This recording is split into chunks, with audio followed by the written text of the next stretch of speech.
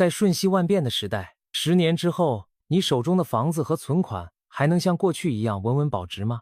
别忘了，时代在变，财富的避风港也在悄然转移。香港首富李嘉诚最近说了句意味深长的话，引发了热议。他提到，未来10年有4类资产或将成为保值的关键，并建议大家趁早布局。对于手握房产和存款，不知下一步该怎么守护财富的中老年朋友来说，这番话尤其值得一听。难道房子和存款也不保险了吗？许多人也许感到疑惑。然而，这番提醒既然出自一位在商界摸爬滚打一甲子的传奇人物之口，就不能不令人深思。李嘉诚何许人也？这位绰号超人的商业传奇，历经战乱和经济起伏，从白手起家到坐拥1000亿身家，见证了无数资产盛衰的轮回。他如今已将近100岁高龄，却依然思虑着未来的投资方向。当这样一位饱经风霜的老人给出忠告时，不妨静下心来听一听。要知道，过去把钱存在银行或许稳妥，可如今利率跑不过通胀，光靠存款只能眼看着购买力缩水。他所看好的4类资产到底是哪4类？他们为何能在未来10年里脱颖而出？接下来，我们就像听书一样，循着故事一步步揭开谜底。第一个要说的就是许多人最熟悉的资产——房地产。中国人常说，有恒产者有恒心，拥有自己的房子，人才能安心。李嘉诚年轻时就意识到土地和房屋的巨大价值。上世纪60、70年代，每当房地产市场低迷，众人避之不及时，他却敢于逆势出手，趁低价大量购入土地和楼宇。正是凭借这种独到的眼光，他在随后房地产高涨的年代大获其利，积累起了早期的财富。可以说，房产曾是他建立商业帝国的重要基石，也是过去几十年许多中国家庭财富保值增值的首选。然而，经历过大风大浪的李嘉诚深知，任何资产都有周期和风险。近年来，当楼市一片火热时，李嘉诚却出人意料地开始出售部分内地的物业。这一举动当时引发了轩然大波，不少人猜测，难道连地产大王都觉得房子不再那么可靠了吗？其实，李嘉诚并非唱衰房产，他一向主张居安思危。当大家都疯狂抢房时，他反而警惕潜在的泡沫风险，选择见好就收。未来10年，房地产仍然会是重要的资产类别，但未必再像过去那样躺着赚钱。原因很简单，时代背景变了。要知道，在过去20、30年里，房价的飞涨让无数中国家庭实现了财富跃升，这几乎成为一条铁律，买房就意味着保值增值。上一代人笃信房产等同于财富保障，许多人靠买房发家致富。然而李嘉诚深谙，再坚挺的市场也有回调的一天。上世纪90年代，日本楼市泡沫破裂便是前车之鉴，房价暴跌令无数人一夜之间财富缩水。李嘉诚正是敢于突破思维定式，提醒大家不要被过往的经验冲昏头脑。首先，人口和城市发展的红利在减退。过去几十年，中国城镇化高速推进，房价一路水涨船高。然而，如今人口老龄化，新生人口数量下降，住房需求的增速在放缓，一些3、4线城市甚至房屋空置和人气不足的问题。其次，政策层面调控严格，房住不炒的基调让炒房投机难以为继。再次，目前不少地区房价收入比其高，租金回报率却偏低，靠多套房收租的好日子越来越难。可以说，房地产正从高歌猛进转向平稳发展的新阶段。事实上，中国人对房子的迷恋有着深厚的文化根源，从安居乐业的古训到父母为子女准备婚房的传统观念，房产长期被视作安全感的象征。这也导致一种集体心理，觉得只要有房在手，心里就踏实。然而，正如经济学家所言，市场有其周期，房价不可能只涨不跌。李嘉诚敢于突破大众思维，正是提醒大家不要过度迷信过去的规律。事实上，几年前李嘉诚就曾高价出售北京和上海等地的部分地产项目，一度引发李嘉诚撤资的传闻。有人疑惑，连他自己都不看好楼市了吗？然而李嘉诚只是淡然回应说，这只是正常的商业决策。果然，随后几年房地产市场日趋冷静，他的提前抽身再次彰显了深谋远虑和独到眼光。当然，房子毕竟承载着居住刚需和土地稀缺的属性，其长期价值仍有支撑。对于中老年人来说，拥有一套自住房意味着晚年生活有了安稳的依靠，这一点李嘉诚也深以为然。他深知有恒产者才会有恒心，但如果已经有了住房，也不宜再把全部家当都压在房产上，指望暴涨。正如李嘉诚的实际行动所示，适时降低对房产的过度依赖，腾出一部分资金去布局其他领域，才能让财富配置更稳健。那么，除了房子，还有什么能在风浪中为财富保值护航？自古以来，每当乱世动荡，人们总会把目光投向一种闪闪发光的硬通货。没错，说的就是黄金。黄金作为全球公认的硬通货，自古以来就散发着独特的魅力，是财富与地位的象征。黄金之所以备受青睐，不仅因为其物以稀为贵，更因为它在心理上给予人独特的安全感。每当局势不稳，许多人本能地选择把手中的纸币换成真金白银，只有握在手里的沉甸甸的黄金，才能让人心里踏实。纵观金融史，每隔一段时间，黄金价格总会出现大幅上涨，让那些提前布局的投资者赚得盆满钵满。比如上世纪70年代，西方通胀高企时，黄金迎来了一波暴涨潮。又比如2008年金融危机后，避险资金涌入黄金，推动金价在随后几年连创新高。历史一再证明，当纸币变得不再可靠，黄金往往就是最后的财富守护者。李嘉诚这样的老谋深算之人，自然也对黄金青睐有加。据报道，在2017年，他多年来首次重新大举涉足黄金投资，打算购入金矿公司的股权，甚至考虑将实物黄金运回香港。这背后的原因，正是出于对全球局势和金融风险的警觉。国际形势越是风高浪急，像李嘉诚这样的投资老手越懂得未雨绸缪，把目光重新投向黄金等硬通货。他们并不是指望黄金大涨获利，而是视其为对冲极端风险的保险。过去几千年的历史已经证明，贵金属往往是在系统性危机中依然闪光的资产。展望未来10年，高债务和地缘政治冲突以及货币超发等隐忧依旧存在，黄金的避险角色只会更加突出。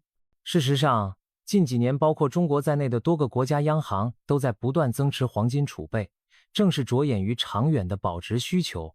对于个人来说，在资产组合中适当配置一些黄金，可以在关键时刻起到保护作用。许多中国长辈喜欢买金首饰和藏金条，也是出于这种朴素的避险意识。手中有金，心中不慌，说的正是这个道理。当然，我们也要认识到黄金的局限。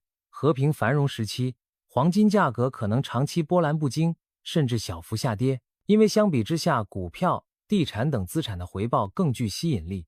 而且黄金不会生息，持有它就意味着放弃了其他可能的收益。因此，投资黄金要抱着平常心，更适合作为保险，而非投机手段。李嘉诚和许多富豪一样，持有黄金更多是为了不时之需，宁可在风平浪静时默默守护，也要在风雨来袭时有所倚靠。谈完了有形的房产和黄金，我们再来看看无形的财富。李嘉诚认为，有一种投资的回报远超金钱，那就是教育。他曾直言，要掌握未来的发展理念并应对变化，投资教育是核心关键。李嘉诚的亲身经历更是证明了知识的力量。少年时因家境变故，他不到15岁就被迫辍学谋生，但他并未因此停下求知的脚步。天，他在茶楼端茶送水，在工厂辛苦做工；夜晚，他抓紧一切机会读书学习。据说，当年他在塑胶厂当学徒时，还会省下钱来复印国外的塑料行业杂志，努力研读里面的技术资料。正是靠着这股拼劲，李嘉诚在技术和市场趋势上不落人后，抓住机遇创立了自己的塑胶工厂，打下了日后商业帝国的基础。也因为深知知识的重要，李嘉诚在功成名就之后，投入巨资回馈社会，重点支持教育事业。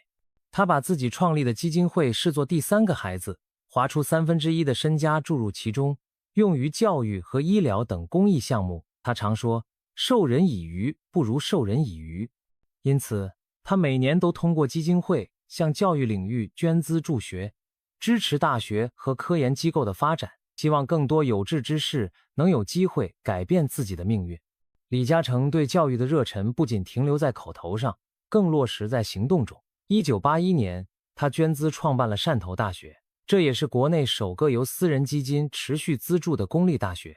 几十年来，李嘉诚基金会在教育领域累计投入超过200亿港元，让无数寒门学子获得深造机会。他常说，与其给人财富，不如给人智慧。在他看来，知识就是点石成金的炼金术。遗憾的是，不少人往往更愿意把钱花在看得见的物质上，却舍不得在学习上投入。这种心理就像只顾眼前利益，忽视长远收益。李嘉诚一再强调，学习是对自我的最佳投资，因为它看似无形，却能决定一个人未来的高度。对于普通人来说，教育同样是改变命运的利器，尤其在当今这个知识经济时代，学习力本身就是财富。未来10年，新技术和新行业层出不穷。如果我们停止学习，原有的技能和知识可能很快贬值过时。许多中年人工作后自觉经验丰富，不愿再学习新东西，殊不知时代抛弃你时，连招呼都不会打。反观那些持续学习的人，即使年过半百，照样能够跟上时代步伐，在职场上保持竞争力，在理财上做出明智的决策。中老年朋友或许觉得自己上了年纪，学新东西很吃力，但李嘉诚告诉我们，真正拖累一个人的不是年龄，而是固步自封的心态。李嘉诚本人就是活到老学到老的榜样，即使日理万机，他仍坚持每天大量阅读，关注各行业的新趋势，也难怪他能紧跟时代脉搏，提前捕捉到许多别人看不到的商机。相反，如果我们对新知识和新技术一概拒绝，只守着陈旧的观念，那么财富再多也可能坐吃山空。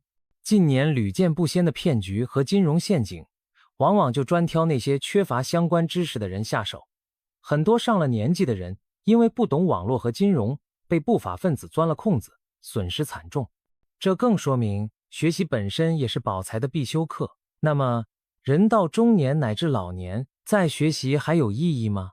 答案是肯定的，只要肯开始，什么时候都不算晚。知识不像财富那样会缩水，相反，它会在你的大脑里累积增值，为你的后半生不断赋能。投资教育不一定只花钱上培训班，更广义的是指对自身能力的培养和提升。比如学习理财知识，了解基本的经济规律，可以让我们避免犯一些常识性的错误。此外，培养持续阅读的习惯，广泛涉猎各领域的信息，可以提高我们识别陷阱和判断趋势的能力。对子女的教育投资，更是许多家庭为下一代铺路的重要规划。教育投入的回报或许无法立刻体现，却会在日积月累中厚积薄发，在无形中为家庭创造巨大的价值。李嘉诚说过，30岁以前要靠体力赚钱，30岁以后就要靠钱赚钱，而要让钱替你赚钱，首先就得让脑袋值钱。这个道理，也许只有不断学习才能真正领悟。说完了教育，我们再把目光投向未来，也就是科技领域。过去几十年，科技革命一波接一波，深刻改变了世界的财富格局。从个人电脑到互联网，再到智能手机，乃至人工智能，每一次技术飞跃都创造出一批新产业和巨额财富。李嘉诚虽然发家于传统行业，却从不忽视科技带来的机遇。